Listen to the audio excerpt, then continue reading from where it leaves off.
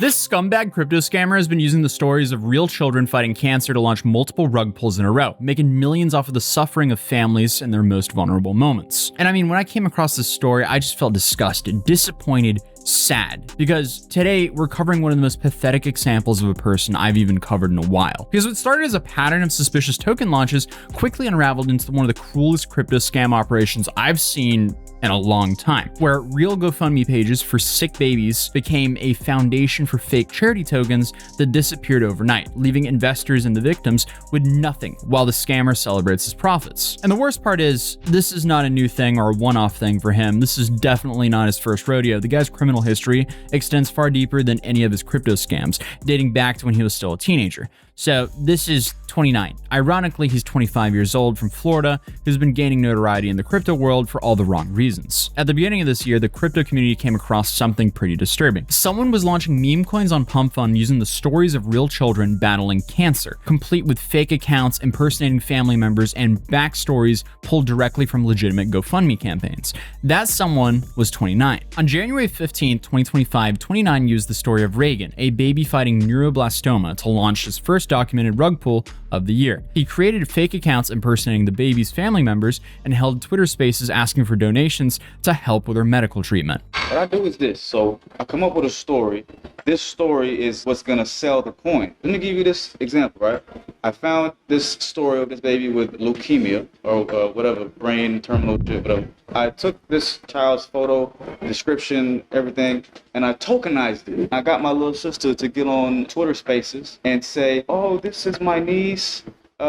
She's about to die of blastophilioma, whatever the fuck, terminal bullshit. Blah, blah, blah, blah, blah. Please help her. So people that bought into that story, once I launched the coin, it went to like 2.1 million market cap. I nuked it, and I made $400,000 in 10 minutes. The token gained traction as people genuinely believed they were contributing to a child's medical fund, but within hours, 29 had pulled all the liquidity, leaving investors with nothing, while he walked away with thousands of dollars that people thought was actually going to help save the baby's life. And just one day later, he was at it again. This time, he exploited the story of Jacqueline, a 6-month-old needing a thymus transplant. So once again, he created a fake account named after the child that mimicked the real GoFundMe campaign, launched another Pump Fund token, ran some Twitter spaces to gain traction, and then executed another rug pull. But this time, pulling the rug was not enough for him. After stealing the money that people thought that they were actually donating to help another baby in need, Ronnie decided to mock the 6-month-old child, posting comments wishing for the end of the life of that child and thanking people for the cool $5,000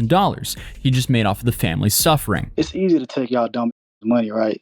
Whether it's a cancer patient or whether it's, like for a child with this dumb rare disease or whatever the this child has. Who gives a about this baby? I don't care about these kids. I'm going to keep on rugging these children every chance I get. I'm going to go towards the most vulnerable, the most weakest, the most pathetic children on every corner of the planet. And that's that. All right. This baby. I hope this baby. I don't give a damn if this child. How about that? If this child is. That would probably make my life. I had to censor that for obvious reasons, as he wished for all the kids that he uses for these rug pulls to pass away. And I genuinely do hope that he finds some sort of wisdom and gratitude to not take his life for granted, as clearly many are not as lucky as him to be healthy in their 20s. Health-wise, at least. Mentally, this guy is completely fried. Either way, though, he's definitely building a case against himself because he's so addicted to the attention on the internet that it will inevitably turn into his own downfall. But not yet satisfied with everything that he's done, he decided to do 2 more scams. On January 24th, he launched his 3rd documented baby exploitation scheme, this time using the story of Waylon, a 2-year-old fighting brain cancer with medulloblastomia. Like the others, he impersonated the family through a fake Waylon Hinnett account, launched the token, held a promotional space, and then rugged the project once again. The pattern was essentially always the same. Find a real fundraiser for a child in need, copy the details, create a fake family account, launch a token, exploit it through live streaming, and then drain everything and mock the victims.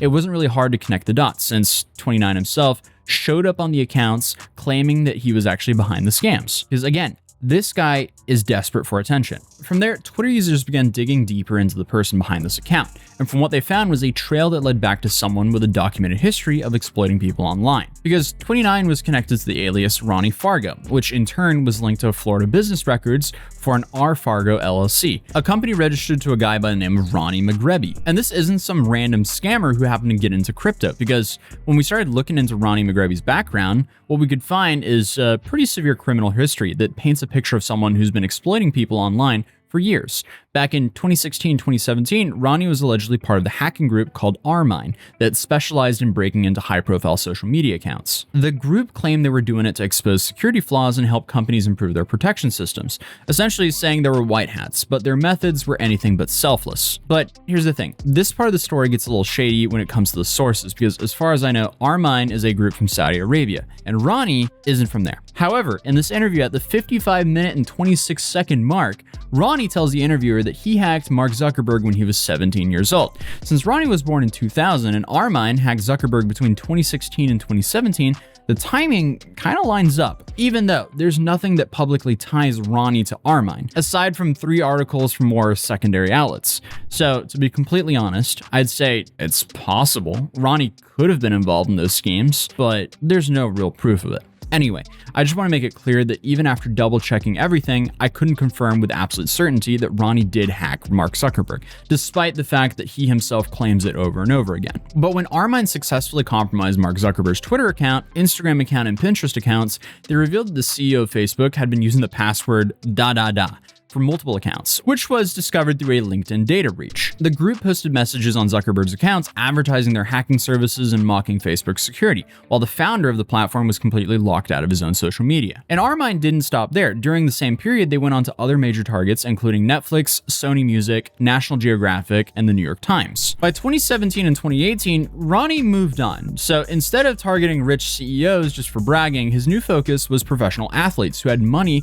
and reputations to protect, with federal court documents revealing that he was a part of a sophisticated social media account takeover scheme that targeted both NFL and NBA players. The operation was pretty simple, and it relied mostly on some standard phishing methods. Ronnie's accomplice would send direct messages to professional athletes on Instagram containing links that appeared to be from legitimate organizations asking for support. When players clicked these links, they'd be taken to a fake login page that looked exactly like Facebook or Instagram's real login screens. And after entering their credentials on those pages, Ronnie would immediately gain access to not just their Instagram account, but often their connected Facebook, Twitter, Snapchat, and even email accounts. He would also change the passwords, completely locking the athletes out of their digital lives. And instead of just causing chaos, Ronnie turned this into a systematic extortion operation, where he would call the players from burner phones, tell them that he had purchased their account credentials from other hackers, and demand payment through Venmo or similar platforms to restore access. One NFL player who fell victim to this scheme in May of 2018 had to pay Ronnie $500 after Ronnie locked him out of multiple accounts. The player paid the money, and within minutes, $350 of it was transferred to a Venmo account registered to Ronnie McGreevy. He fell victim in May but paid in June, and this guy is Odell Beckham Jr. But that wasn't the end of it, because the player briefly regained access to his Snapchat account, but then when he tried to reset the password,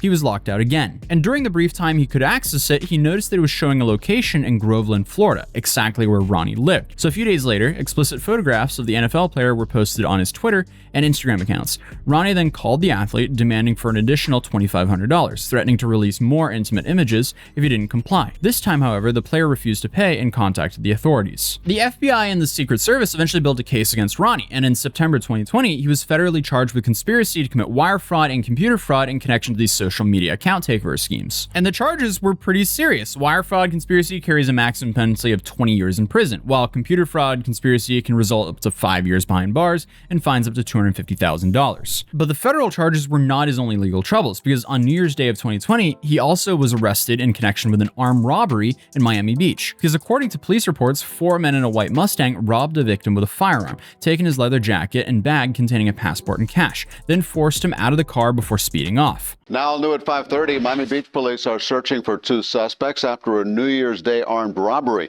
Police say 4 men went inside a victim's car while he was in it and stole his leather jacket and his bag with a passport and cash. They forced the victim out of the car and drove off. Police spotted the car and began to chase it until the driver crashed into a stop sign at 62nd Street and Alton Road. 22-year-old John Epps and 19-year-old Ronnie McGreby were arrested. 2 others ran off. Epps and McGreby are now being held without bond and are facing charges of armed robbery and burglary. Police then pursued the vehicle until it was crashed into a stop sign, and then when the occupants fled on foot, Ronnie was one of the 2 people who were captured. Officers found 2 weapons in the victim's belongings in the car, and Ronnie was charged with armed robbery and burglary. However, in 2021, Ronnie was free and apparently trying to rebrand himself. Florida corporate filings show that he registered the company called R. Fargo LLC, suggesting an attempt to, create a more legitimate business front.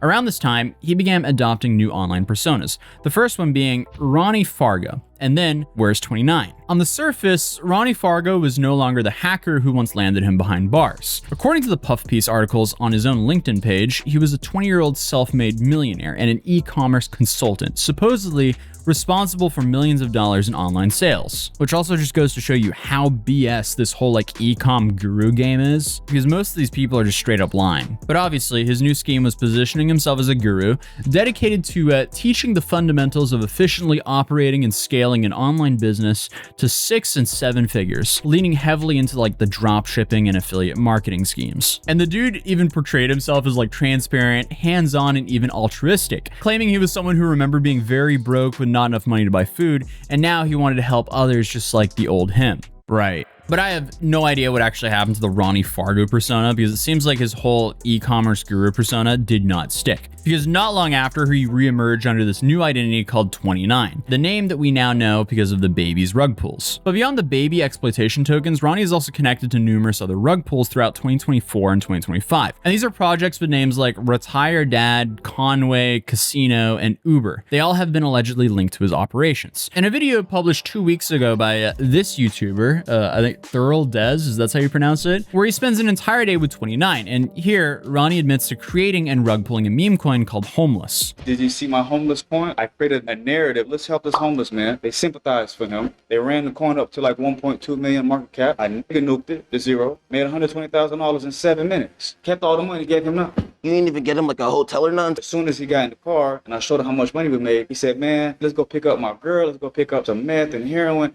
I looked at my dog. I said, man, you know what? If we give him this money, he's going to kill himself. And plus, he's homeless for a reason. He's already the lowest of the low on the earth because of his actions. Why would I give him something that I came up with? This is my idea. He was just a pawn in my game. You don't ever be like, damn, I can't believe I did that shit. Oh, for what? What has he done to other people? Not everybody is a sweet angel. Another incredibly stupid incident occurred on January 5th, 2025, when Ronnie allegedly live streamed a rug pull while riding in an Uber, and according to those who watched the whole thing happen live, he pulled the scam live on camera, draining the token's liquidity from the backseat of the vehicle. And after completing the rug pull, he and his friend decided to take off with the Uber driver's car. Just did some wild shit for you. We just did some shit. So pretty much we bought in your coin, right? And this is how much we just made, because we just rugged everybody on the chart. What? Yeah. We just rugged everybody. Everybody, bro. We just rugged everybody. Every fucking body. Using you, pretty much. Dead ass. Using your, we did your good, name, right? pretty much. Oh my God, dude. That's you right there, bro. Yeah, right. That's you right there. Right. So with that being said, we got a surprise for you right now. It's in the trunk. It's you in mind the trunk, go bro. And grabbing it for us? It's in one of them suitcases. Yeah, it's in the suitcase. For real? Yeah, we just rugged the whole chart for you. The entire chart. It's in our bag, yeah. It's in the bag. And let's take this nigga car. Take his car. Hurry up. Take his car. Oh yeah. Slide. Oh shit! Look at that nigga. Go. Now, is that real or not? Did they steal an Uber driver's car? Could be, but I can't find any arrests. So who knows? Hopefully that was fake for social media attention. But the community has documented wallet addresses allegedly connected to Ronnie's operations, with some people tracking millions of dollars in transactions across a bunch of scam projects. Someone on Reddit even suggested that his wallet contained nearly $8 million last year. Much of it allegedly derived from these Solana-based rug pulls and meme coin scams. And in a recent podcast interview, Ronnie presented himself as he calls a problematic anti-hero, someone who's alone at war with the world. And he has openly stated that life has no meaning to him because everything ends someday. also admitting that he has no friends and virtually no one by his side, which is not surprising because it's an extremely lonely world when you act like this much of a piece of shit. But hey, he'd also openly bragged about meme coin rug pulls, claiming he keeps his accounts logged into every major scam to prove he's behind them. I've been chilling, man. You know, after everything that you see, one thing about on chain is everything is traceable, everything is trackable. So can't nobody ever come up on here on any type of platform and say that I'm lying about a goddamn thing. Oh, you ain't make this much? Go look at my chart.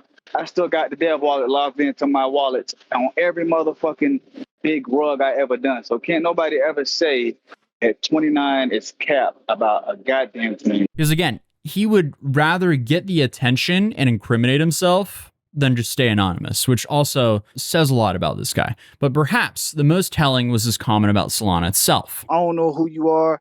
I don't know what you do. Good dev, bad dev. You're on Solana. You are a bad dev. If you are on Solana, you are a bad dev. Solana is for people that are degenerates. If you tell somebody that, oh, I'm on Solana making money, that's the equivalent of saying that you sell pussy, pretty much. We all selling pussy on Solana, pretty much.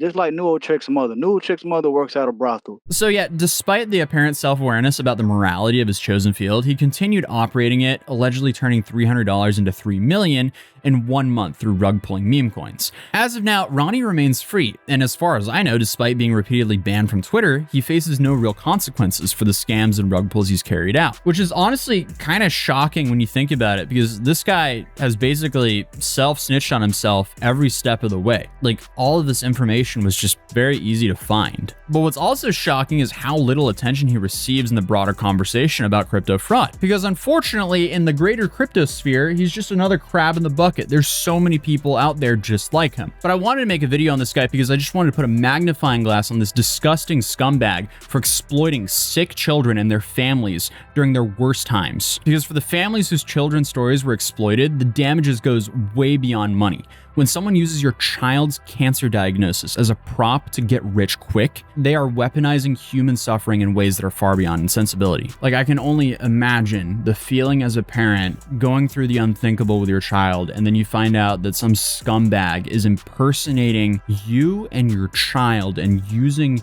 your child to steal money from others. So I'll just leave it at that. I'll see you guys in tomorrow's video. Peace.